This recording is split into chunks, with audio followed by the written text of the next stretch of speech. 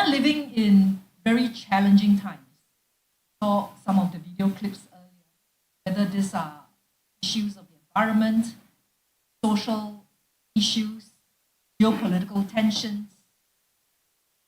And we coined this the polycrisis. Each of these crises interconnect to create consequences much worse than each on their own lives. But it's also a very good opportunity for leadership. And I think this is actually a good time for heroes and heroines. Because in times of crisis, it's time for transformation. How do we actually build economic systems of the future that can better address the triple bottom line?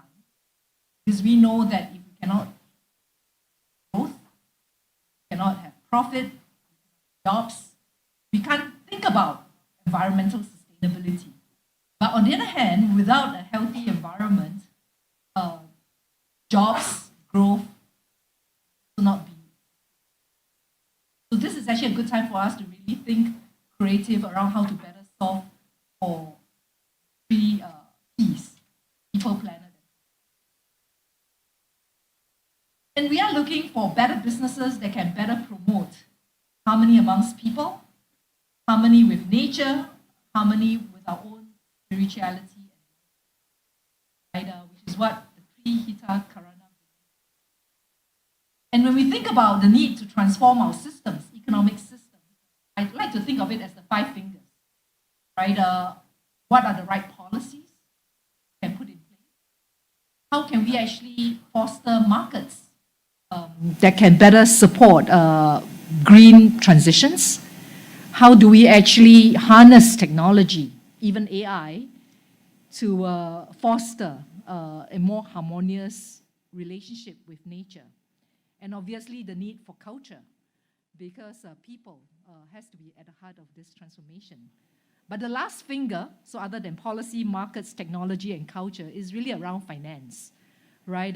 You often hear the headlines to say, look, we need trillions of dollars for the energy transition, right? But I tend to think of it as a need for us to catalyze systems transformation, right? So that we can mainstream some of these innovations that are solving for the right challenges, but are not quite mainstream yet. And under the area of finance, right, 2 years ago, the forum, many of you might be familiar with the forum, we were created 50 years ago to talk about public-private partnerships. We added a third P, which is philanthropic. So how do we actually foster philanthropic public-private partnerships to create a better world? And this actually goes to the heart of also what blended finance is about. We really need to think about connecting the different stacks of capital, right? Whether these are philanthropists wanting to give grants, impact investors trying to achieve impact, but willing to take a little bit of a concession on their returns, but also to think about linking these efforts to systems change and to mainstream this to public finance, development finance, as well as with corporate resources and investment efforts, right? So the whole idea of blended finance is really to see how we can better connect all the different players across the different stacks of capital to solve for the global commons, right? How do we actually bring together different actors to promote this harmony amongst people, harmony with our nature, right? And harmony with our spirituality and with our well-being, right? And for that, I'm very much looking forward to the rest of today's conversation,